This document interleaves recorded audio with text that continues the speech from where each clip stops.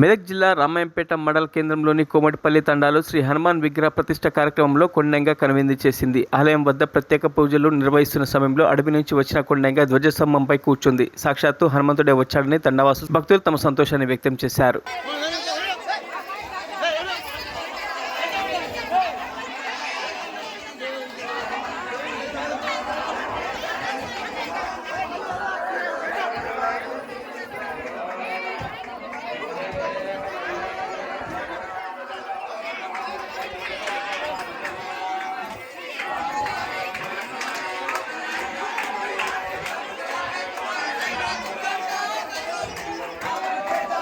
మరిన్ని అప్డేట్స్ కోసం మా ఛానల్ని సబ్స్క్రైబ్ చేయండి.